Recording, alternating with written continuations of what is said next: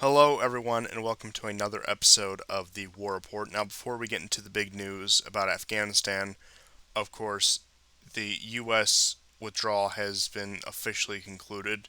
We've gotten all of our military presence out of the country. However, that's not all American presence. There are still civilians there, and of course, the diplomatic personnel who we were not able to evacuate in time, so their status is in limbo. I don't know what it will be going forward. There is the potential, of course, for that to balloon over into another crisis. Maybe that's exactly what they want. But before we get into anything about Afghanistan, I say we should begin with Syria because there's been some, at least in my opinion, equally as interesting developments coming out of Syria. So the biggest news would probably be what we touched on a few episodes ago in the Daraa province with, of course, the unrest there. Now, there were some skirmishes between pro government militias and opposition militias, but it does appear that most have laid down their arms and have agreed to some sort of surrender or some sort of negotiations, or have agreed to travel to the Idlib area in order to continue fighting. Okay. So it seems like the cradle of the revolution yet again was very quickly snuffed out. It looks like that was very quickly put down.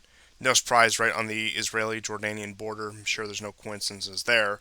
But that continues on, and you even had the Russian military police and Russian forces hoisting their flag over these areas in Daraa. So, yet again, as we saw in 2018 when Russia more or less became the de facto peacekeeper there, it's happening again. They're on that border with Israel, with Jordan being the bigger player in the region that is the peacekeeper. Now, we'll have to see how that turns out because Netanyahu, at the very least, tolerated that from Russia, from Putin, and having Russian forces there. He considered it preferable to Syrian or Iranian backed forces. Although I don't know what approach Bennett will take. And we have some news about Naftali Bennett and Joe Biden. We'll get into a little bit later here. But you also have activity, of course, in the Idlib province growing ever smaller every week. Now, opposition forces actually did strike back on the current government advances. However, it's just been Russian and Syrian aligned forces pounding Idlib, pushing ever so slightly into Idlib, and it does look like I'm still sticking to the last summer at Idlib. I'm still sticking to that is going to be the final results. This that by summer of 2022, the Idlib province will be under Syrian government control. I'm still sticking to that. Mm. Activity in eastern Syria has calmed down. Of course, there have been some casualties fighting back the insurgent cells, mostly who identify themselves with ISIS there. Turkey is continuing their operations, of course, in northeastern Syria, of course, trading blows with the SDF, the so called Syrian Democratic Forces, the Kurdish forces, if you will. They've been flying drones also over the occupied territories, the rebel occupied territories in northwestern Syria, as you can see on the map. And probably the biggest news out of Syria this week, on top of the Afghanistan withdrawals, what has gone unnoticed is, according to at least the Iranian media, U.S. forces are withdrawing at a very quiet and rapid rate out of the country. They are picking up and leaving. So it looks like this retreat, this withdrawal, has not just been limited to Afghanistan. Of course, there's been the murmurs about drawing down troops in Iraq over the past year and a half, ever since the Soleimani incident. But it looks like that is also being applied to Syria too, where you're getting this very quiet withdrawal. And it does call into question a lot of things because a lot of people consider the Afghan withdrawal gearing up for something else, freeing up resources for something else. Many of whom speculated Syria, which I would say isn't an unreasonable prediction, isn't an unreasonable guess that we would be gearing up for something like that. After all, the big surge in Afghanistan came at the tail end of the Iraq War when we took the forces there and reallocated them. However, that does not appear to be the case because, from what we can tell right now, according to sources on the ground, who yet again are Iranian aligned, reported by the Iranian press, so do take it with a grain of salt if you will, it does look like the U.S. forces are not entirely evacuating Syria, but drawing down their presence. And who knows, this could be another Trump deal that is being implemented by the Biden administration, or it could just be a genuine concession of empire. It could be that they are reassessing the situation. They are realizing that this is certainly not working. Now, where these resources will be reallocated, possibly East Asia. However, things have been pretty quiet in East Asia compared to the past few years. Possibly Europe. We have a bit of Europe news today. We'll touch on that. But it's really anyone's guess as to the rhyme or reason why troops are being withdrawn from both these countries. Now, of course, Afghanistan has been discussed much more in depth, but I do think, of course, there's rarely, if ever, a coincidence in this sort of realm. But with how closely withdrawals from Syria are following, the empire is clearly looking for a new strategy because they're realizing the past 30 years, especially the past decade, has not gone well for them. In fact, has done more damage, even to their interest, even to the interest of the elite, than it has aided them. Yeah, these these withdrawals are coming from two bases in the Hazaka province, where the Americans were well established, and not far from there, there were a lot of ISIS attacks all throughout last year and a good portion of this year, though they've died down a little bit. And the other one is in Deir al-Zawar. I probably butchered that. I was I was quite honestly surprised because I think one of the targets that I would have thought maybe in retrospect America would have bolstered after evacuating from Afghanistan would have been Syria, right? Like it's not that America's had like a great presence in Central Asia, but in the Middle East, it's had it for a very long time. And so it's really surprising to me, and I I guess it's one of those destinations that can be scratched off now. So that leaves us with uh, either Taiwan or Europe, and it's honestly hard to believe that it would be somewhere else in the Middle East. But I guess you would have to leave that open. Now, is that Iran? Is that some other location in the Middle East? Will it be Africa, perhaps? Will they be taking advantage of the situation happening in Tunisia and Algiers now? Those countries are at their basically lowest level of good relations in decades. So it's hard to say where they're going next. There's still some options, but I think Syria now is not one of those.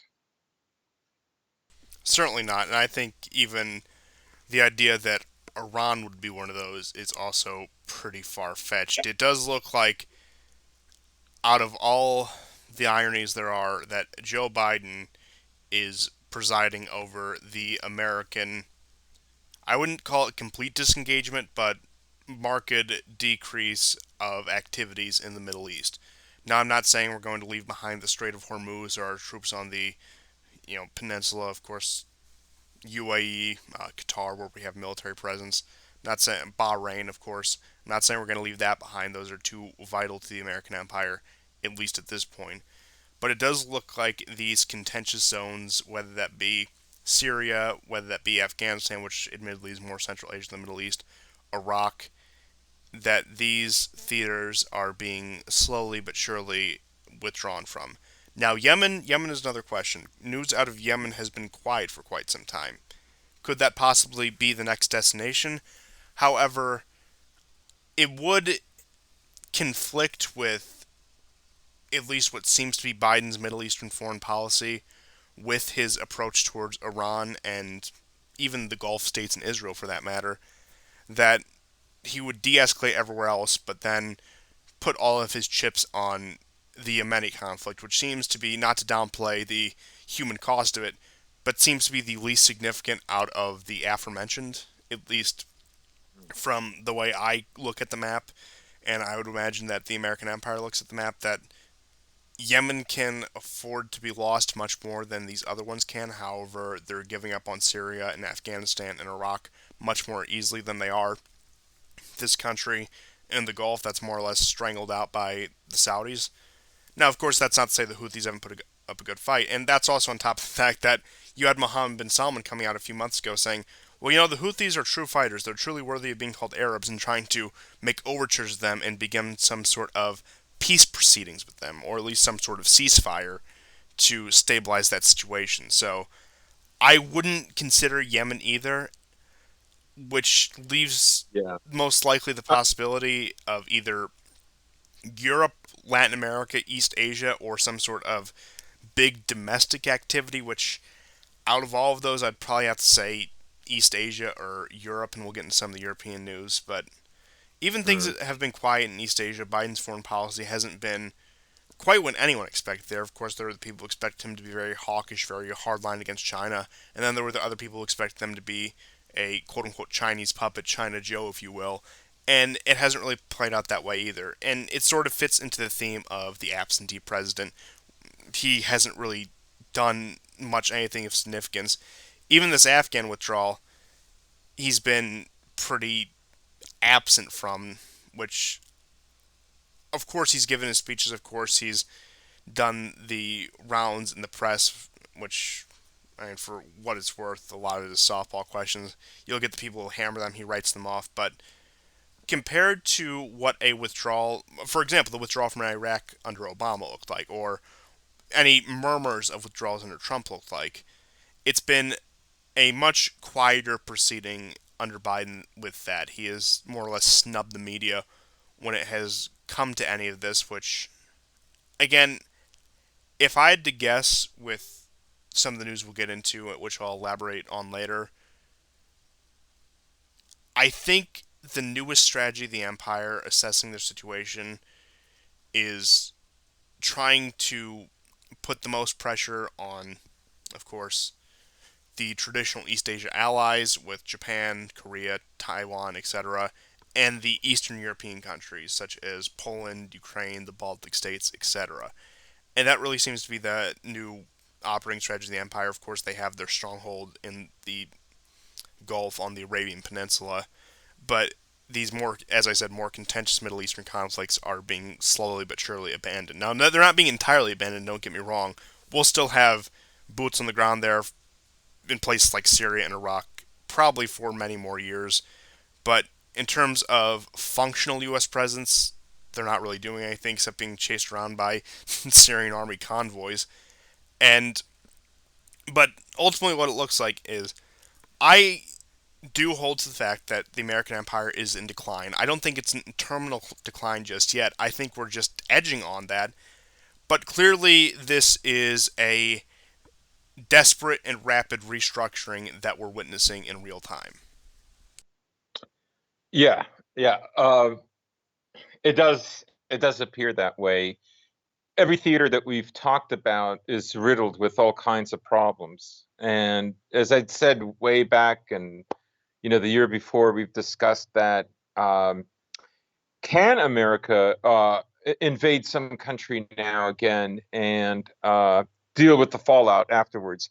You notice now that Merkel is ready to give not only Afghanistan money to keep people inside Afghanistan, but more so, she's offering countries that neighbor Afghanistan, like Turkmenistan, Uzbekistan, etc., money for refugees. Even Iran and Europe Pakistan, can or just the Central Asian states? Pakistan would be one of those countries, but I in the article I read Uzbekistan and Turkmenistan. Well, that creates an even Right, more interesting angle with Russia now, doesn't it? right, right. However, I don't think those countries are honestly capable of taking in the kind of numbers that are expected to leave. And maybe in that sense, that is itself a containment policy. But just to return to my original point. Can you imagine like another war on the level of Libya, Syria, Afghanistan, Iraq, Yemen less so, but all of these places are creating millions and millions of refugees. And from the statistics I've seen, only about 10% actually. Now, there's so many, but about 10% do make it out of their regions and into Europe and some into the US. But the vast majority, they're being taken care of ostensibly by all these other neighboring countries in the millions. And we know about Iran, Pakistan, Jordan, Turkey, Lebanon. Think of like Lebanon's situation at the moment, and they're housing and taking care of refugees, right? It's extraordinary. Oh yes, and we just So, touched on that last week. How Lebanon is more or less a step above a failed state, and that's even a generous take on the right. situation, where it's more or less ungoverned right now, outside of somebody else stepping in and doing it. Which again, we went over the possible candidates, and none of them really seem to be willing to take that dive. So Lebanon is just yet another powder keg that's waiting to go off. The emigration rates out of there are already ridiculous without any Yeah. sort of civil strife or conflict just because of economic issues. Now, that can be attributed a lot to the current sanctions regime, which, of course, I don't support. Let's put that on the record. But point being is that only does so much to the point, beyond just the general mismanagement of the economy in general. So you have that as a powder keg as well, and you wouldn't even need, in my opinion, a war to kick that off. You just need things to continue on their current trajectory. Nobody even has to Yeah. fire a shot for mass immigration from Lebanon because it's arguably already happening now. Or Yeah. if you want a more European example, even Ukraine, you have this mass amount of immigration from when there's really only active fighting in one region of the country. But point being is, you have this point that Europe, the West, whatever you want to call it, is not going to tolerate yet Yeah. another migration wave. And this is even among the Eurocrats. This is even among the people who were the most ardent supporters of some of the biggest refugee welcome people in 2015, like Merkel, like a lot of these European politicians, have suddenly grown skeptical of it because they realize, look, I'm not saying they've had this great change of heart. I'm not saying they've principally turned around on the issue, but pragmatism has won out in the end, realizing that Yeah. we simply cannot manage this. What we thought was going to be this great system, what we thought was going to be this great cash cow, we bring in this whole new pool of the labor force, we atomize our societies even further. Well, they realize that comes with a lot of downsides to the point where I wouldn't even go as far as to call it this, but I can't think of a better term, where they have to adopt some pragmatic nationalism in order to redress this situation. And it's one of the biggest ironies, I would say, up there with Joe Biden ending Middle Eastern wars, is that Mr. Brexit man himself, Boris Johnson, current Prime Minister of the UK, is more pro taking in refugees into the Yeah. UK, into Europe, than Merkel is, than Macron is, than any of these Eurocrats are, to the point where, I mean, the British are out of the European Union at this point, so it's not like they have influence on European Union policy to take in these refugees, at least in a direct sense. Now, of course, there are back channels, there are just diplomatic relations, bilateral relations between the two states, but you have these. The roles are completely reversed. This guy who was painted as the British Trump, up there with Farage, who has more or less faded into complete obscurity at this point. The guy who was like the British Trump, people mocked him. They said, "Oh, they even look alike," is more pro-migration than Merkel, who was the face of the 2015-2016 migrant crisis. Right, right. So they're at a breaking point. They can't do it. I mean, when it looked like America might succeed in a color revolution, was it last year? It was the end of 2019. We joked about like, okay, yeah, go ahead. Like you'll only increase your numbers. This is when Trump was still president, and well, I mean, thankfully that didn't work, right? So yeah, Europe is at a breaking point. I like you can look at it this way that the elites are either very proactive or they're easily scared. And I think that, the initial representation, the symbolic representation of Brexit, the populist movement, which was already growing, but really came into its own with the migrant crisis in 2015 and 16. And also, I would say, uh, uh, well, so, and January the 6th, right? Like, I would say in the West, the elites are both very scared and they are also very proactive. Like, they see the potential of where this is going. And, they're very much the perceptive managerial kind of people. They are, to some degree, forward thinking. I wouldn't say they're forward thinking like, say, China is, but they're forward thinking.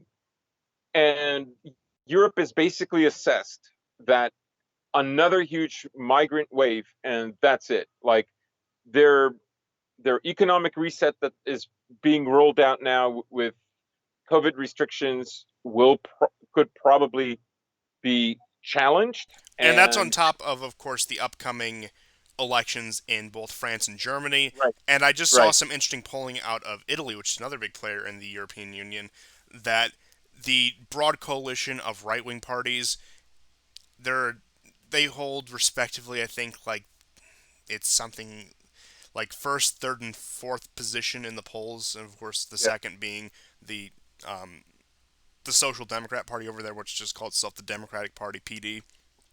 So, out of all these major European countries, two of which are slated to have an election within the next, over the course of the next 7 months or so, I believe the French elections are in April 2022, with the German elections being, of course, just 25 days from now as we're recording, 24 by the time you hear this. So, yeah, mm, that'll be the 26th, which is, again, about 4 weeks from now. Just 4 weeks and some change. But point being is, this is the last sort of crisis they want to deal with while there is potential for an upheaval of existing orders, especially with these parties whose claim to fame are Euroscepticism and immigration skepticism. right. Yes, and so they're not going to go along with it, and um, that this is a major, major shift. We already saw this a little over a year ago when Erdogan is threatening Europe, and we saw, like, literally the Danish Navy circumvent the entirety of the western side of Europe, go through um, uh, the port, the Rock of Gibraltar, and then end up in the Aegean Sea to stop, to aid the Greeks into in stopping this like mini migration that was being threatened. And so they already lost the stomach for this back in late 2019, and this further confirms that is the case. Um, so where can America go? What can it do? We already been discussing this for a month, that it cannot do another war like this. That's finished. And I would argue that this wasn't the plan all along. The plan all along was to dramatically change that region and take full advantage of it. Central Asia has been a place that the West has always coveted. It has always looked at it, ever since the height of the British Empire, as the secret to dominating the entire world. And if they Well, can't really, now, ever this is our since the plan. Russians showed up there, hasn't it been? Right, right. The so now we all remember America's plan after they invaded Afghanistan and Iraq was to topple five more countries, which included Syria, Libya, and Iran. And Iran never happened, and Syria was not really a success either. Um, but I would argue that America in the 90s wanted bases in Central Asia, not Afghanistan necessarily. But that failed. Their attempts were thwarted, and it was even though the Soviet Union had collapsed, Tajikistan, Kyrgyzstan, Uzbekistan, and Turkmenistan did not give them bases. In fact, the only time they got bases was with cooperation with the Russians, and that was in Uzbekistan and I believe Kyrgyzstan. I could be wrong. It's either Kyrgyzstan or Tajikistan, but Uzbekistan was definitely one of the two. And Uzbekistan kicked them out in 2005, and Kyrgyzstan kicked them out in 2014. Right? So I would argue that they always wanted this region. That was like, in other words, what America was doing in Eastern Europe in order to contain Russia is the same basic policy being applied in the Caucasus with less success. But the ambition in the late 90s and up until 2000, 2001 was to establish strong American presence in that region to begin the process of breaking up Russia, and also to put a block on the Chinese moving westward. Not to mention by aligning with various Turkic groups who are sympathetic to the Uyghurs, including Uyghurs who The stood up. pan-Turnist movement, Erdogan is going to ride on horseback and liberate the Uyghurs, but do Yeah, continue. yeah. So I would say that like what we're looking at is Plan B. We're not really looking at Plan A. And a lot of people there's a lot of cope, saying this is what they wanted all along. It's like, no, not really. Um, they did want things that were at cross purposes. For instance, they were serious about changing the culture in Afghanistan and in that in the region they're in, where Afghanistan is situated. But does that mean they had competent people? No. For instance, they had no concept of going gradual, like in the way that the culture was changed top down in America in a gradual process. They didn't use that approach in Afghanistan. So, as I said during the last show, they're introducing them to Dadaist artist and Marcel Duchamp's toilet, as if this makes sense to them. Like Western culture, particularly after World War II, is about dissolving its culture. It's the whole process of cultural dissolvement. That is the culture, right? And so you would think that they wouldn't do that, right? You would think that they would, give them milk before meat, so to speak, right? They didn't. The other notable fact is that it's estimated between of that 2.3 trillion that was spent, it's estimated that between 80 to 90% of that basically went back to American contractors, and that doesn't include the CIA Black Ops money laundering scheme using opium, right? So again, this is at cross purposes. On the one hand, they want to line the pockets of these military contractors, and at the same time they also want to change the culture. But it's bungled. It's a poor job, and the amount of money that was spent to do this, what are the rewards? Like, you could argue, well, they're not. It people argue about America's secret fascist core. I hate to disappoint you. They're not doing fascism on the down low, right? This is just corporatism. This is just like late stage capitalism. It's not fascism. What they're doing is just enriching like their biggest supporters, essentially. So it wasn't well planned out, and now the need to project that you're a liberal democracy, and in many ways America really is a liberal democracy, but there's pragmatic questions about how to keep a liberal democracy functioning. I'm not saying what America has chosen is necessarily the best way to go about it, but it is an empire. And so when you like if your intent all along was, you know, cynical geopolitical domination, right?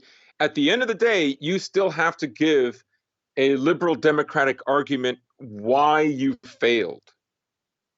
You still have to do that, right? And you still have to be open enough as a society. There has to be some amount of transparency that, yeah, you know, there's going to be independent journalists. People will, for instance, point these things out like, well, this doesn't make sense. All right. This was really poorly done. This was a waste. So, you know, where can America go after this? I think America will have to be content as far as Afghanistan is concerned, that, you know, it's going to be just drone strikes from now on, and it'll be you know, manipulating the markets. It will be withholding you know, the Afghan funds the way they did with Venezuela and Iran. So they're going to freeze those assets. You know, today there was a Security Council meeting at the UN, and it was a kind of a back and forth between, let's say, Russia, China, and Afghanistan versus America and its Western partners. And basically, they came to an agreement, you know, blah blah blah, that Afghanistan is going to have to be inclusive in order to get this money. But the fact is this is not a binding agreement. There is no written agreement. Furthermore, it has no legal power, and the Russians and the Chinese already assured the Taliban that the Americans, for instance, cannot uh, place sanctions if, let's say, Afghanistan does not follow through. So it's non-binding, is what I'm saying. Now, does that mean America is going to avoid putting? No, America, of course, is going to put sanctions on. But this is going to create a rift between, I believe, the EU and America. Um, I would also say that that, you know, the World Bank is, of course, and the IMF are also withholding funds that Afghanistan is going to sorely need in the next few weeks, because they are going through their financial crisis, which is starting to have uh, very strong resemblances to what is happening in Lebanon. And this is Plan B, right? Like, if you can't have this, right, having it would have been better, right? The kind of infrastructure, the kind of gas pipelines, the way you could have cut out your competitors, the way you could have demoralized them, that's ultimately better. Like, you know, throwing the chessboard up in the air and the pieces flying all over the place. Yeah, I mean, what else are you going to do? You didn't win the game, but wrecking that country so that And that you so chessboard, no one can take advantage Brzezinski's of it. grand chessboard. Yeah, well, that's right. That's right. I keep forgetting. Um, so, boy, did we wander away from Syria. We wandered right into Afghanistan, which is what we were looking for. Yeah, Coincidentally, much like the American Empire did all those years ago. But yeah, I mean, I guess it's finally over as of August 31st. The American presence in Afghanistan is no more. The war is a Taliban victory, and it looks like all American military presence was withdrawn, except our military dogs, which a lot of people were making a fuss about. Which, understandably, I will come out with a controversial opinion. Those dogs who we spent who knows how much training be used by our military deserved it yeah, more than many of the quote unquote like intellectuals from Kabul, or like a lot of the quote unquote refugees that we pulled out of that country. Frankly, they did more to that country than most of those people did. But I guess that's aside the point. And with that, of course, it is a blemish. People have been talking. You have calls for Biden's impeachment. You have the poll numbers among all groups up there. I mean, some groups are above that 50% threshold of where a majority of people from X, Y, or Z group do think he should be impeached, whereas some it's lower, but still like in the high 30s through the 40s. But still, pretty telling numbers for a Yeah, war that was 20 years old because of. And I do think it has to boil down to that last minute disaster. If they wouldn't have tried to send in the extra troops to secure whatever, and which resulted in, of course, these attacks, and you just had the quiet yet bumbled evacuation, I think most people would have forgotten about it. But when you yeah, have these detonations and dozens are injured, including the casualties of 13 U.S. troops, I think, I mean, those are the highest casualties in Afghanistan in several years, at least since 2014, if not since the early 2010s, since back when bin Laden was allegedly taken out. But I think that really did a toll on Biden, and I do think, I didn't mention this last week, even though I should have, with the American reaction to those casualties, that the American populace doesn't have the stomach for war. It yeah. certainly once did, even to the point of another Iraq or Afghanistan, which, not to downplay the casualties, but were low casualties compared to something like Vietnam, Korea, or let alone something like World War II, a massive third generation, totally industrialized war.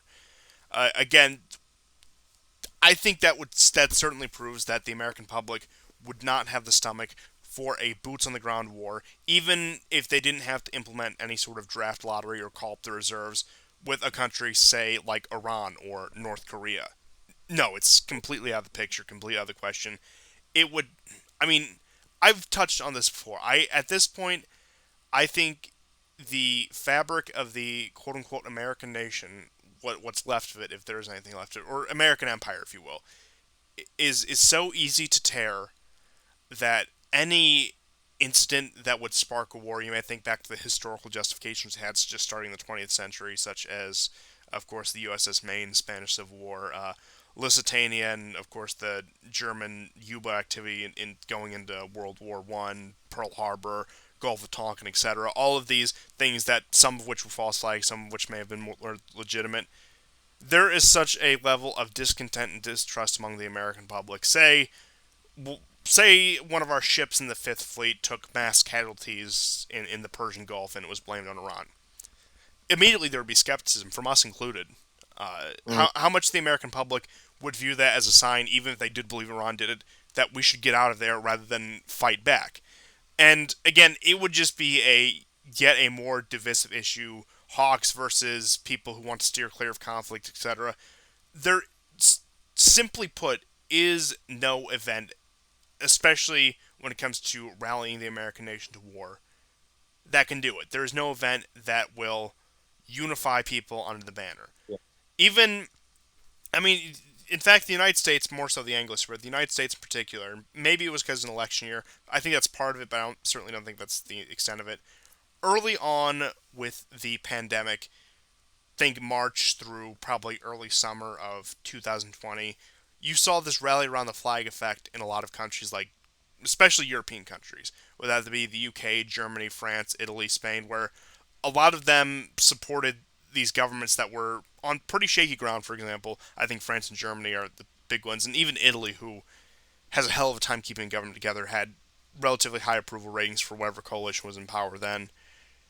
You didn't see that in the United States, and I mean that's starting to erode other places, but there was never that sense of national unity. They tried to drum it up. Funny enough, Trump was actually one of the first people to try to do that. He wanted to use that as posturing as his quote unquote wartime presidency to secure the election, which kind of blew up in his face. Hmm. Hmm. Again, not even to get into the topic of the 2020 election, but you had something to say? Yeah, I was just going to add to what you were saying from a Rasmussen reports tweet, just to put it into perspective. Um, 32% say Biden should resign now. 40% say Biden deserves to be impeached. And 33% say Harris is not qualified to be president. All of these figures are exclusively from Democrats. As of both sides, about 52% of the nation thinks Biden should resign. Um, and he kind of should. Like,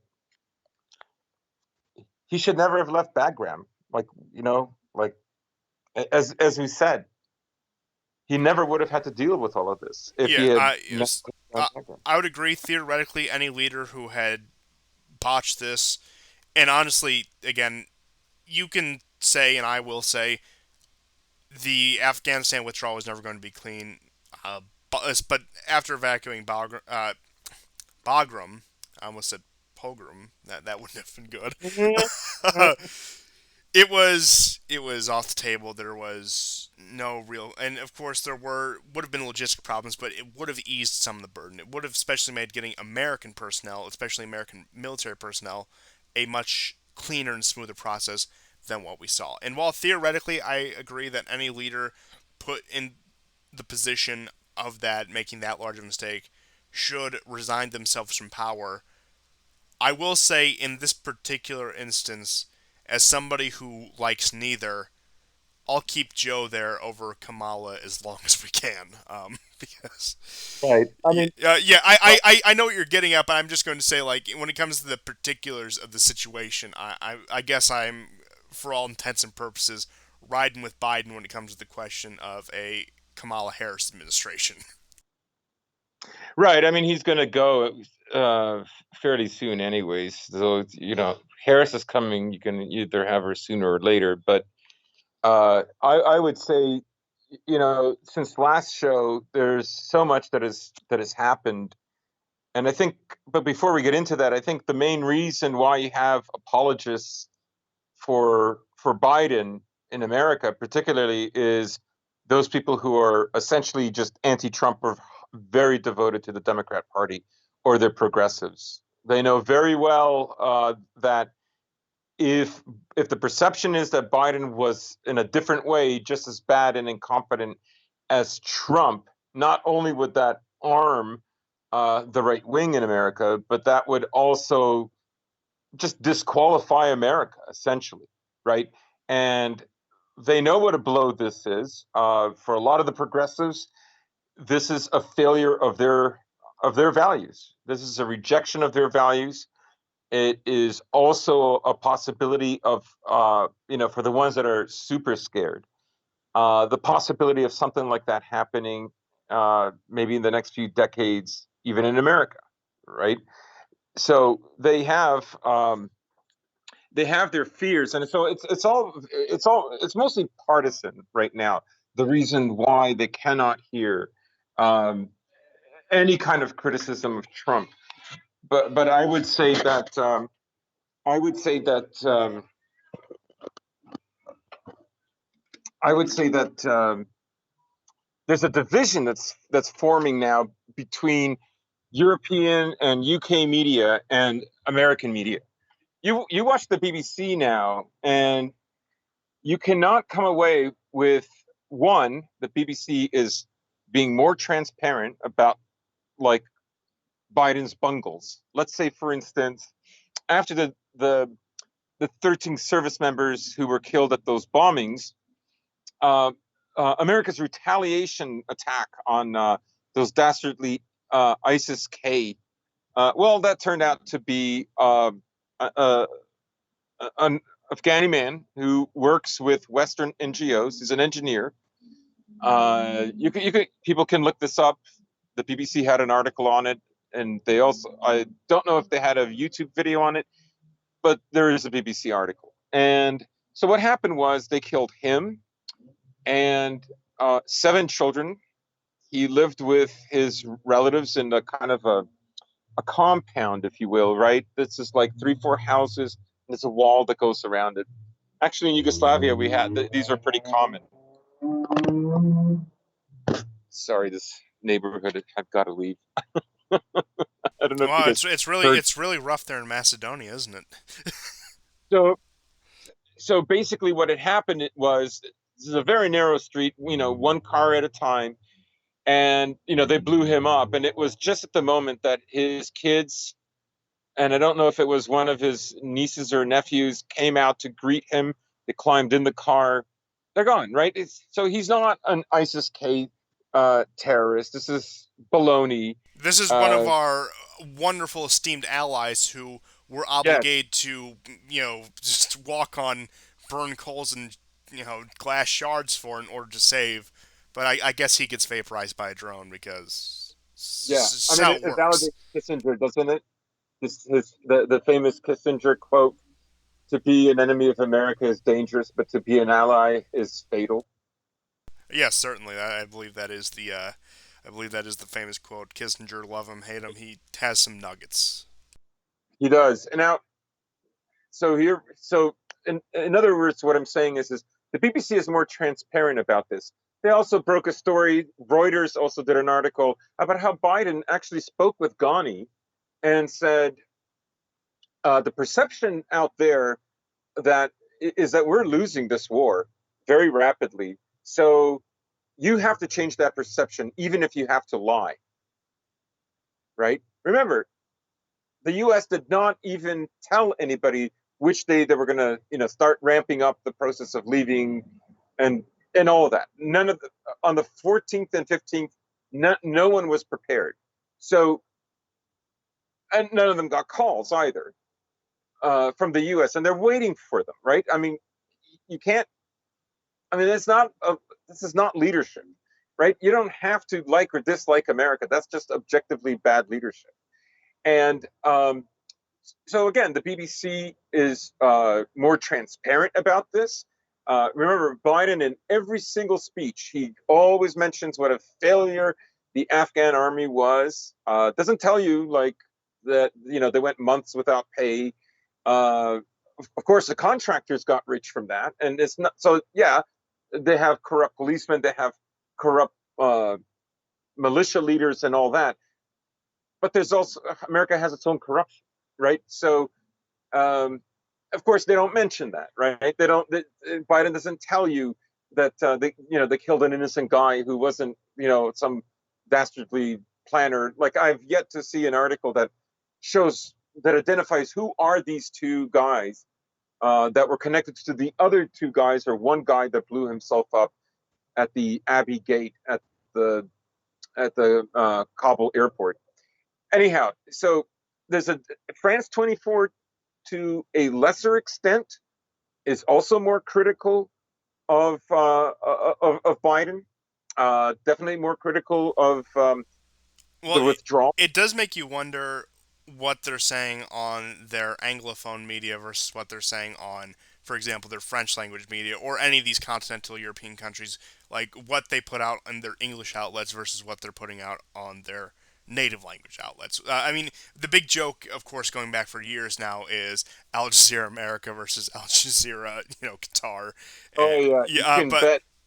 You but can yeah, bet the I, symptoms are I can. not there. It's probably much more scathing when you listen to the French and German Yeah, accounts of it, which I don't speak French or German. So if we have any audience members who are from there or speak their languages, feel free to let us know what they're saying in the press because I wouldn't know where to begin with that. Again, we only have so much room for multilingualism on the show. Most that is in fact, all of this. I can do a little Italian here and there, but don't rely on me for anything substantial. But that's aside the point. yeah. So um, give me just 1 second. Yes, but So do go ahead. so yeah. So essentially, there is a break that's happening right now. Another interesting development just today is that Joseph Borrell of the EU, this is the guy who went to Russia to basically act as a protester in order to shame the Russian government when Navalny was having his trial. The Russians basically booted him out, and then he had a Twitter meltdown over it. Uh, that was kind of hilarious. Yeah, Now, he's. I mean, he's the foreign minister of the European Union. In which case, wasn't it about 6 months ago where Lavrov said we're done with deals with the European Union? We'll deal with states bilaterally, but we'll not deal with this organization. that's right. That's right. And so, Burrell, a few days after Kabul fell, said, we must not let China or Russia have any more influence than they already do in Afghanistan. This absolutely cannot happen. And then today he tweets, "We need to have an EU army to be more responsive and more agile." I've never I've never heard him actually say that. It's I've never seen him, throw his hat into that argument. So that's interesting. But yeah, you can see that there is a division forming. One argument is that even within America, let's say secretly, Republicans and conservatives actually, Republicans and Democrats do want to get rid of Biden, and have somebody that is on a perceptual level better, but possibly could also you know lead them to a quick victory in another war somewhere very soon in order to salvage America's image around the world.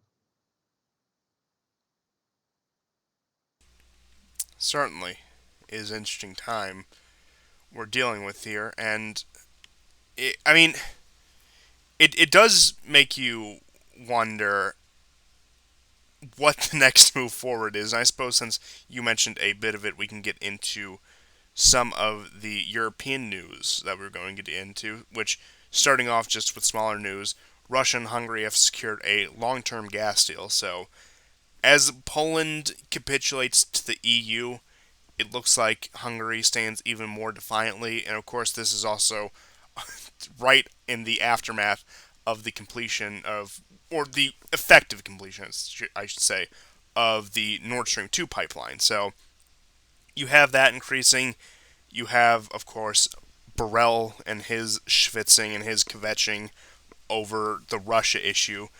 And really, it does make you wonder what they're doing. And speaking of kvetching over the Russia issue, it looks like the U.S. wants to move to give Poland anywhere between 50 and 250 M1 Abrams tanks. I guess there was a surplus, they're looking to get rid of it, and it's a nice chance to posture against the Russians. So that's what it looks like right now.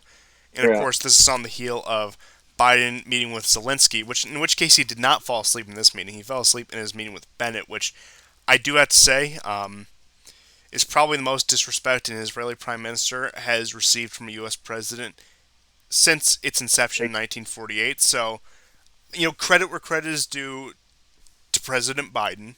I'll give him that much. And of course, it was like he's 78, 79 at this point. It was one of those old man, just slight doze offs where he was speaking just fine a moment before and then was completely out of it and woke up by the time.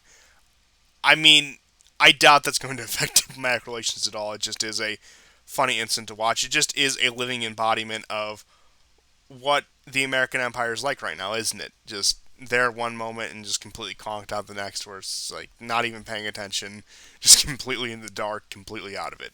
But with that being said, Biden is also going to meet with Zelensky. He was speaking with Zelensky on top of that for cooperation on this. And this is after the past few months of really sidelining the Ukrainians and in some cases throwing them under the bus when it came to the Russia issue, when it came to Nord Stream 2, where he said, "You're on your own. We don't care. Nord Stream 2 is happening whether you like it or not. We really can do nothing about it." And now, all of a sudden, that's completed. Now, all of a sudden, that you have this Russian-Hungarian gas deal, it's hitting up the Ukrainians, seeing how they're doing. Of course, there is the still low-level activity in the Donbass right now, which we will get into in our Vile Varangian episode, which will actually be recorded on this Saturday and hopefully up the same day. So after a few scheduling conflicts, a few delays, we finally will be speaking to Vile Varangian on Saturday, so you can look forward to that, in which case we'll get much more in depth to a lot of the Eastern European issues. But with all that being said, you have this desperate, I would say, for the sake of optics, for the sake of perception, pivot to Eastern Europe to show that we have serious commitments to our allies. We haven't done anything like that for Taiwan or Japan or Korea yet. I wouldn't be surprised if in the coming days and weeks that we saw that, trying to ensure them that, look, if China threatens you, we may have pulled out of Afghanistan. That may have been a disaster. The American Empire may have egg on its face all over, but you can still rely on us as a bulwark against China. And I do think, at least what they're doing in Eastern European right now, is trying to say, look, we're still the reliable protectors of the NATO alliance. We're still the head of this. We can still stand up to the Russians, and we'll see how long that routine can last. But just 250 tanks to Poland, just this sort of hard support. Of course, it looks good. It'll make for a good photo op. It'll make for a good tweet on both sides. But functionally, what's it going to do? Especially in a Poland that just had its internal laws crushed by the European Union. And you figure the kind of support they would be appealing to right now. Now, I haven't heard what the Polish position on accepting these tanks are. I can only imagine it will be an emphatic yes. But you figured, at least if Poland's government or Poland's nationalists took themselves seriously, the angle they would approach it from is, well, why don't you give us a diplomatic buffer against what the European courts just did to us? Why don't you try to be a defender of our sovereignty from against the Western and European bloc as you are against the Russian bloc? Which is why I would say the Polish nationalists would do, if they had any foresight, learn how to play the situation. But instead, Poland, I think, is very quickly learning that it is only valued insofar as it's anti-Russia. So that's only going to cause them to double down on that, no surprise, in which case this whole tank deal, this whole proposal is going to be really trumped up, pardon the pun. I guess Poland didn't get Fort Blump after all, so that is a little sad. But but with that being said, of course, that's the big pivot. That's the big. Well, you see, America's still strong, serious player. We're defending the Poles against Russian aggression. Right, and in the same way that like I think America's pretty divided right now. I don't mean just culturally, like I don't mean just average Americans, but you can see a bit of this, like when political, for instance, has been pretty critical of Biden, or at least they've been, I would say, more transparent, more neutral, more honest. So they have headlines like Biden tries to move past Afghanistan fiasco, and Forbes, for instance, just released a story yesterday. Biden administration erased Afghan weapons reports from federal websites. Like that's a lot of mixed messaging that's going on. And then you watch CNN, and you can tell like they might as well be working with Psaki, to essentially like cover or shield to Biden. And so right now, again, the curse of poor leadership. And it's interesting how Orban is, I think, taking advantage of this. Like he's actually doing a really good job. While Poland essentially has begun to cave now. They're very adamant about they're not going to take any refugees, but the truth is, unless things change for the time being, as we already discussed, Europe does not want these refugees. They, I think, are terrified of another 2015 or 2016 happening all over again. Oh, of course. And just what I want to dedicate this final segment of the show to, just we went over the real big things, is, I mean, I really should have saved this episode and called it Checkmate on the Grand Chessboard, because while the initial fall of Kabul was an extraordinary event, and I mean that in the quite literal meaning of the word, extraordinary, I think it doesn't compare to the fallout that we are currently seeing and that we will continue to see. And we touched on these, but I think it's become ever more so evident, and it will only continue as we go on. And our 9/11 episode will be very shortly. We'll be in 10 days from recording this, and actually 9 days of time you see it, because I want to try to put it out on the day of in order just to, hammer the point home. Hmm. I mean, that's game over, isn't it? I'm not saying it's going to end in the immediate collapse in the American Empire, but I would say Whether that takes us 3 years or 30 years or 100 years, that fate has been sealed. You have this embarrassment in Afghanistan, which getting out of Afghanistan was always going to be a wound to our reputation, a wound to our pride. But it didn't have to be fatal like I think it was. Because you have this schism with Europe. You're even starting to see this schism with the British in the other Anglosphere countries. Yeah. And that's when I think what you get right there.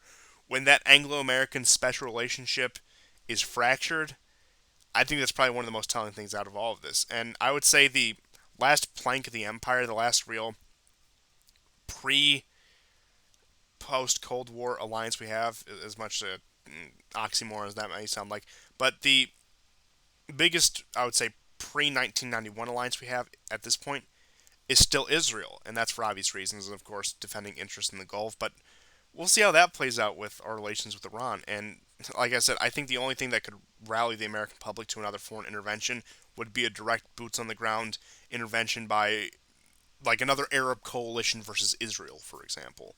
And like I said, I don't even like to put time frames on that, but I don't see that as a likely possibility right now. But Mm. really, I'm not saying NATO has fallen apart. I'm not saying that these alliances have completely fractured. But the cracks are there, and it's a matter of when rather than if at this point. Because for so long in the show, admittedly, and I would say we were justified in doing so, it was if this happens, if this happens, if this happens.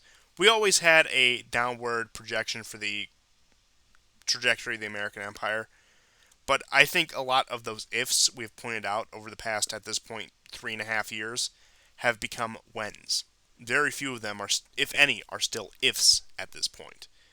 And I would say between Israel, the other big domino that still needs to fall to really seal this fate is just a complete break in confidence of American power in East Asia vis-a-vis China, because it looks like Japan and Korea are still tepidly, at least, and that might be an understatement, secure with American defense. Now it looks like Taiwan is currently nervous, so that could be the first dam to break.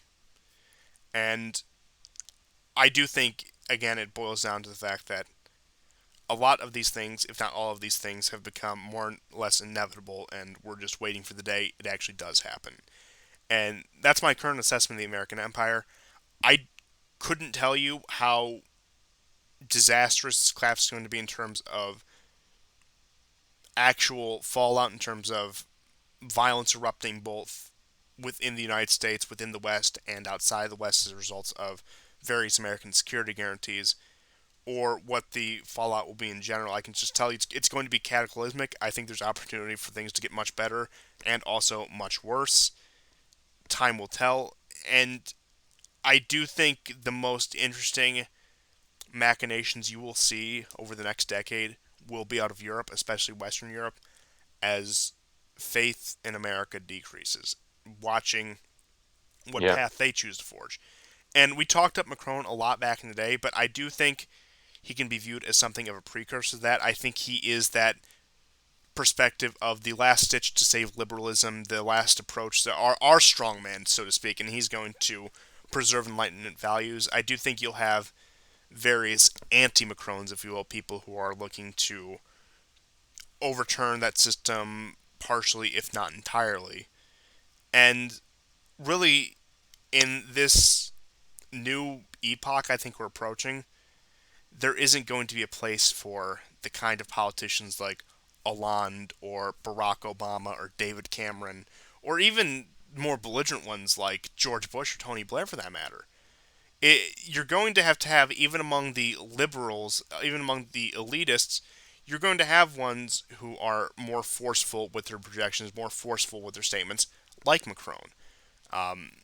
And frankly, he's the only Western leader I could think of that actually fits that bill. But maybe they can't be strongmen for the sake of preserving at least the illusion of liberalism, but they have to be a lot more firm than I would say any Western leader has had to be in a century. Of course, with the major exception of the two world wars, just concerning the grandiosity and the scale of those.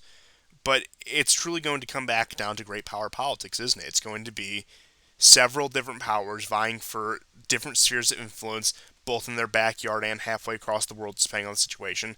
It's not going to be this Pax Americana or this Cold War style situation we saw with the Americans and the Soviet Union. Again, I think an American-China Cold War was a possibility at one point, but I do think more or less the fate has been sealed to the point where, and America may be among them. I think time will tell.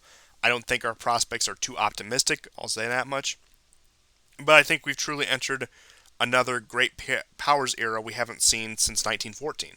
And I'm saying that definitively, and it may have not completely unfolded yet, but I think we're seeing the very, very beginning of that within the course of this past year. And I would put that down to the pivotal event that really just, that initial spark was this failure of Afghanistan. So that's 16-day period between August 15th, 2021 and August 31st, 2021. I think those 16 days will be some of the most pivotal in American history, honestly, when it comes to the trajectory of this country, both as a nation and an empire. Yeah, yeah. I think on the ground you can see that there are, you know, futile efforts being made again by the media in order to keep the country together. Now they're basically trying to guilt the right into supporting Biden because that it's threatening American unity. Whereas last year it was guilting them for liking Trump because that was threatening American unity. And you have hilarious in this period that you're talking about, hilarious headlines from the Atlantic, such as Biden deserves credit, not blame for Afghanistan, and Afghanistan is your fault. So, Oh, naturally. like to me, that headline kind of sums up very neatly, like all these inherent contradictions that are going on in the U.S. right now, and um, I agree with you because it's unequivocal because the rejection is unequivocal. And when you're looking, just look at this year or so, right? Like, there's a failed, you know, Pride protest march in Georgia. Um, you have the, last year the failed coup or the failed color revolution, rather, in Belarus. The completion of Nord Stream 2.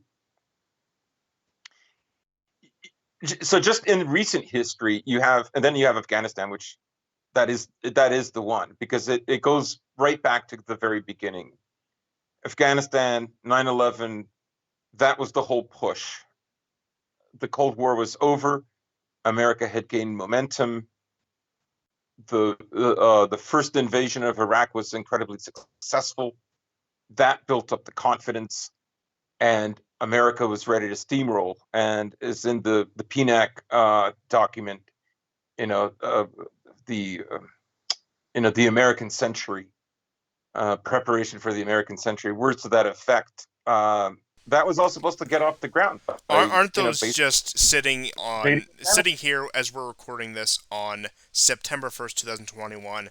Project for a New American Century, looking at just 21 years into their grand scheme. yeah, Those must be the most bitter words ever to those people right now. yeah, Just the just thinking American. about Crystal and all the other people involved in that, and of course the Bush administration. I can only imagine.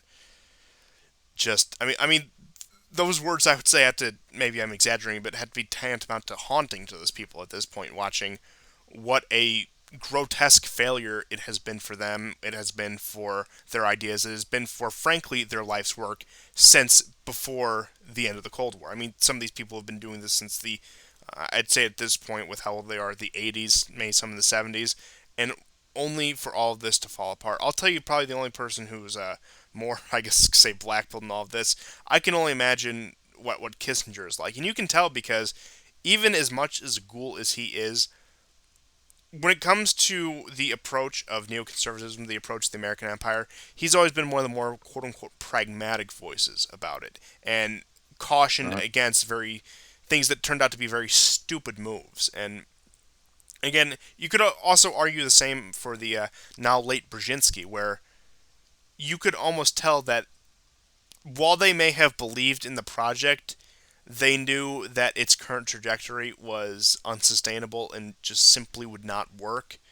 And it is almost cathartic for somebody like me, I imagine for you and much of the audience, to watch these people have their life's work fall apart within such a short time frame, within a matter of what, just over 2 weeks, or just, I mean, if you want to be generous, over the course of just a few years. And really, it is amazing because you go back just over the Trump era, and not even necessarily because of anything substantial that he did, but just the fact that a protest vote actually ended up in office, as much as a failure as a lot of those protests might have been in the end.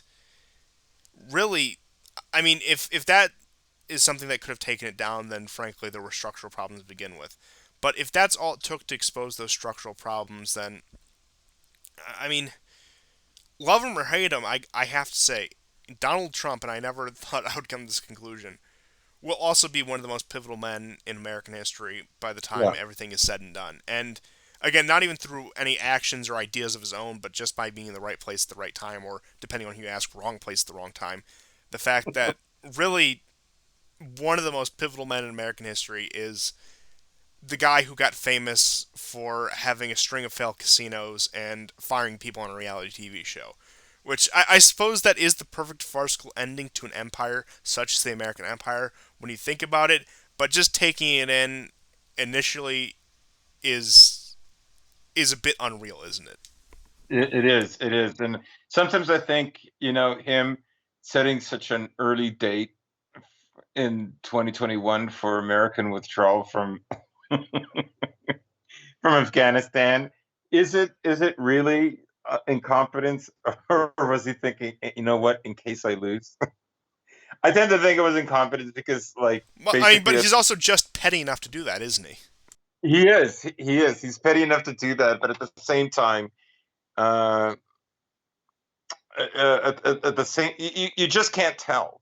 It's hard to tell because, of course, if he won, he would have had to really get on the ball with that. But maybe he would have. I don't know. But if he lost, you know, Biden can't really start working on it until January the 17th. So he would have had, like, what, 3.5 months? Putin's dead man switch. Putler's dead man switch. Yeah, yes. That's right. Butler's dead man. Wait for those articles to come out. I'm surprised they haven't already. And knowing the somehow, I don't know, a lot of what we say on this show just so happens to happen a lot among major politicians. So who knows? Maybe some op research watching this show will implement those articles. You'll see that in the Atlantic, Washington Post, NYT. At this point, who knows? But I mean, of course, there's already the just generic Democrats, of course, the blue waiver sort of people on Twitter, on Facebook, who are saying, "Oh, of course, this is just what Putin wants. This is Trump's fault, and this was part of the grand plan." And I'm Yeah, sure, where did all that I'll tell you the actual mastermind behind this. Dugan's been plotting this since the '90s, believe it or not. Yeah. Yeah, yeah, that's right. Like, oh my God, I just saw a headline. White supremacist praise of the Taliban takes over concerns of US officials. CNN just published this video. Anyhow, yeah, so, like it's amazing how when Trump said he was leaving Afghanistan, you had all these ridiculous reports that Putin was bribing the Taliban to kill American soldiers. This Trump is giving exactly what Putin wanted. And now they talk like, oh well, Biden didn't have a choice. That dastardly Trump. He signed that agreement. Can't back out of that. I mean, he can back out of all sorts of other agreements that Trump signed, but no, not this one. he literally could have forged a new pullout, right? He also miscalculated. That's it's again bad leadership, miscalculation. But it was always, I mean, that's a funny thing about Afghanistan is how it makes us. It comes back to 9/11. It makes us full circle, and at the same time, it shows just a level of cynicism and hubris. Um, it's really really quite amazing, especially the way here we are. Who would have thought 20 years ago, right? Like most of the people who supported invasion of Afghanistan are now siding with Taliban boy summer. It is really weird. And how many supporters of the initial Iraq and Afghanistan wars do you think made up the current crowd of people being prosecuted for the Capitol Hill incident? I bet.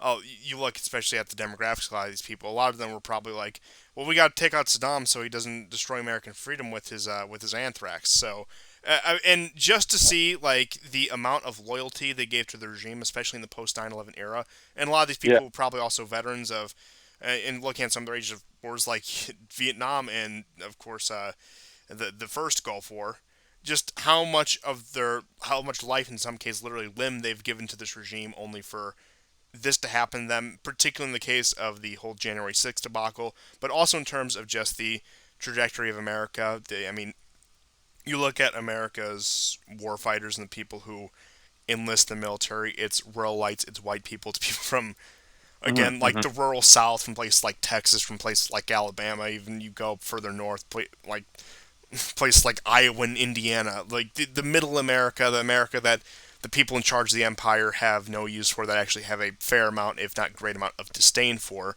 These Yeah. people who thought like, oh, this is our country, this is the country of my grandfather. My grandfather fought in World War II, and his father World War I. And again, like people like with a legacy, a history in this country, watching it become that to them, watching it become, well, it's no longer your country. And really, of course, you can go back to the 60s, you can go back to the American Cultural Revolution, the neoconservative, their infiltration of the American government, etc. But I think the point stands that some of the most ardent supporters of the regimes and these regimes' wars, particularly the most recent two in Iraq and Afghanistan, are now some of the most embittered people towards it, and now some of the most cynical people towards it. And uh, maybe a lot of them haven't come to the conclusion where we are, where, I mean, we more or less think, regardless of our personal opinions on what it is or was, that the American nation functionally doesn't exist anymore. I don't know if many of them have come to that conclusion yet, but I think they're either subconsciously have or functionally believe so, and their actions reflect as if they believe that. But point being is cynicism, disengagement, disillusionment with the regime, with the idea of the American empire, is, I would say, just now reaching that critical point where it will really start to have a toll on it. And you also want to talk about just hard military power in general. You look at the amount of recruitment into the military, how frequently they are under target, how frequent they are under their goal, and also just looking at the American population, especially among young people, how many of them are actually meet the physical or mental requirements to actually be drawn into the military. And another factor is the people we recruit from places like Colombia and Guatemala in order, again, fight for citizenship.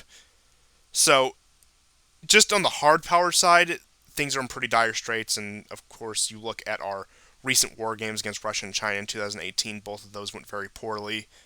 You look at some of our more recent technological blunders like the F-35, of course, Afghanistan, and then, of course, the cracks are also showing on the soft power and just the administrative side of the empire, as well, as we've gotten into in great detail in previous episodes of just throughout the lifespan of the show.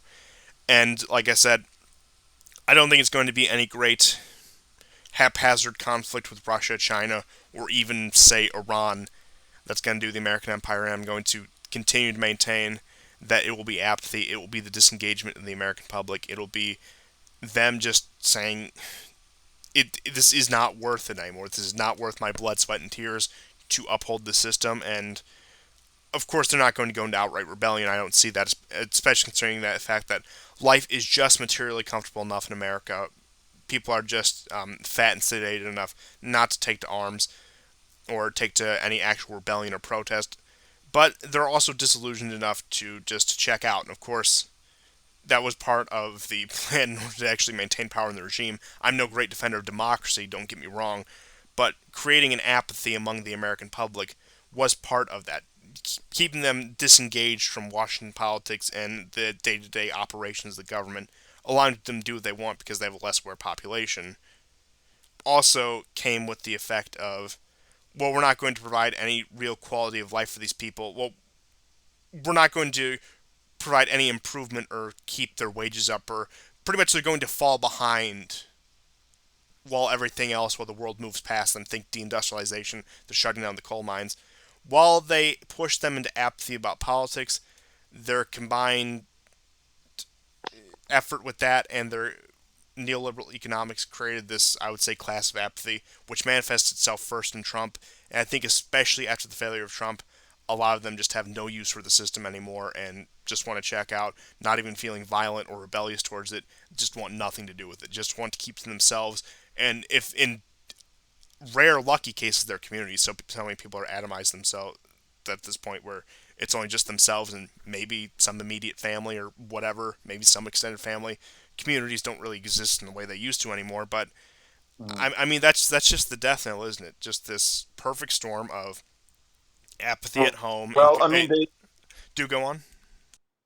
yeah. Well, I mean, I think of course, I agree with what you're saying, but I think what people, what the media won't acknowledge, right? Like, so basically, what I was getting at is the reason why there was this flip, as you're alluding to it, is they're betrayed.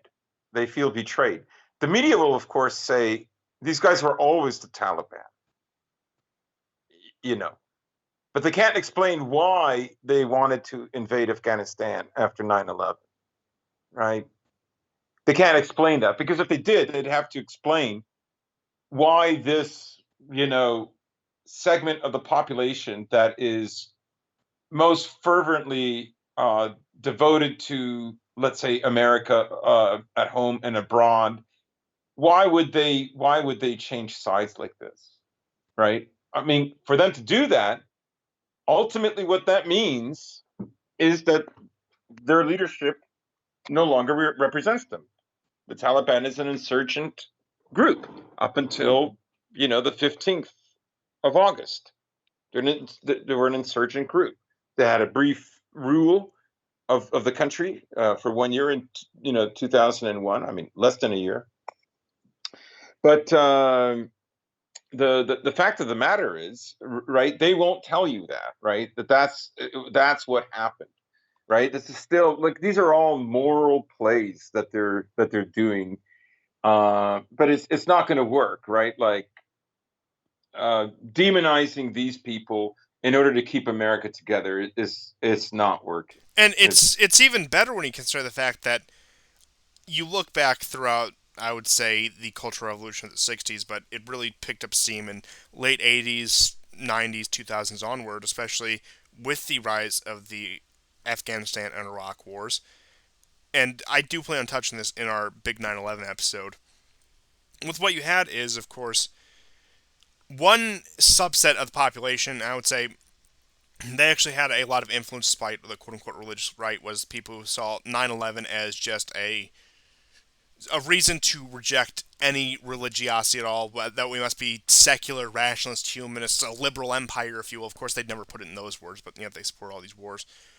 While at the same time, really just doing everything they can to degrade and disempower the real backbones of that empire. Of course, you'll remember every time they would talk about Islamic terrorism, they would also have to bring up, fundamental evangelicals and fundamentalist Christians, and look at these hardcore Baptists or Westboro Baptist Church, whatever. Pretty much these people who were really the backbone of the empire, the people who were enlisted in the military, the people who really viewed themselves the most as sons of America, if you will, were the ones who were again expected to do all the heavy lifting, yet see none of the fruits of the empire, and really serve on behalf of a parasitic elite. Now, some of you may say all elites are parasitic now. I think most of them nowadays are, but I think there is functionally, and I think we have had them before, even in this country, believe it or not, an elite that is not parasitic. But that's a discussion for a different day. But fundamentally, you have, even from the inception of these wars and even before those, the people who really are the ones who maintain the empire, the people who are really, again, doing the legwork in terms of keeping it operational, at least in the hard power sense, and even at that point in the soft power sense, since this was back when the WASPs, the quote unquote white man, controlled the bureaucracy and controlled the intelligence agencies. It was just a constant degradation of those people to the point where we get where we are today, and again, that plays back into the whole apathy thing. And really, like I said, the only words I know, I keep repeating this, I've said this for probably the past 3 or 4 episodes in a row. It was a perfect storm. It really, there was no other way it could have ended after a certain point. And I think that fate had been sealed just within the recent decades. I would say that fate was probably sealed in the early 2000s with the responses to 9/11. But that's, again, I'll get into deeper into that in the next couple episodes here. But really, in hindsight, which I know hindsight's 2020, ha ha ha, it, a lot of this was, there was just no way to prevent it, was there? No, no, and it's one of those things that everybody knew it was coming, and yet when it comes, it's still a shock. It's a lot of things about life are like that, and Yeah, I think it was back like in either late 2019 or 2020, may have been on the show, may have been elsewhere. I made the comparison that the United States of America is your ailing grandfather. You know that inevitably in the mm, near future he's not going to be around. He is going to die. Yet, as objective and as rational as thought is, it's still hard to bring yourself to terms with. And I was still working on that myself. I would say, and look, time will tell, especially as I live through the collapse. I would say I've more or less come to the peace with the fact that this country functionally does not exist anymore. Again, yeah, ask me in 5 years when things really go downhill. But I still understand that a lot of people, including a lot of our audience, a lot of our Anglo American audience, and a lot of our just Anglophone audience in general, probably haven't made peace with that fact. And I frankly don't blame them. I understand where they're coming from. I mean, especially when they're of the founding stock Americans, or, you know, adjacent to. But I do think a lot of people are going to come to that very hard conclusion in the near future. And I think a lot. I think this incident with Afghanistan, with I mean, the fall of the past year in general, I would say since March of last year, this past year and a half, has brought a lot of people either to that conclusion or just shy of that conclusion. hmm yeah. But that's all I had for this week, unless you had any last minute stories you wanted to throw in. Uh, no, not really. Oh, well, one little story. Remember we said months ago that it's a kind of a China, Israel, America thing. Um, China was working on a salination plant uh, for the Israelis. They have stopped uh, after America had asked Israel to stop. However, they're building an automated port, a shipping port for the Israelis um, on on the Haifa border, on the Haifa harbor. This is an automated port that literally deals with billions of tons of cargo that is moved all year round, and it's virtually all automated. There's like literally hardly any human beings that work there in Shanghai, for instance. So the big problem for the US is what happens to the Sixth Fleet? Does it still have a home in Israel? So that's one little story, and we'll see how it develops. And if it develops, then we'll pick it up next week. Oh, certainly. And uh, what wouldn't that just be yet digging this hole deeper I if know. that happens? And like I was saying earlier in this episode, Israel is sort of one of those last strongholds. Them and the Arabian Peninsula are some of the last strongholds of the empire that could really be relied upon to be solidly defended by the Empire. And I mean, frankly, at this point, I think just for the sake of U.S. Israeli relations, I'm almost hoping that happens. I'm almost hoping it Yeah. goes through and that there's a strain of relations because I think that'll make it much easier to put this ship in the port, no pun intended, and really Mm. just bring things to a calm end and close this chapter of history. Of course, that's not a call to violence. I'm a very peaceful person, but I'm just talking in a very objective, broad sense. I think it's time to do that, and I think that's just one of the last things that has to give out, and it's only a matter of time, I suppose. But you know how I feel about time frames in these past few weeks, so with that, I will leave you with another episode of the War Report. Of course, next time we will have the esteemed Vile Varangian on. He will give us all you need to know about the on-the-ground state of course, his homeland of Russia and neighboring countries, and such as Belarus, Ukraine. I'm sure he has strong opinions on that, and I'm sure he has strong opinions on the state of American quote-unquote hegemony currently, especially in wake of this Afghanistan debacle. So I suppose we'll see you guys all next time, and goodbye. Goodbye and take care.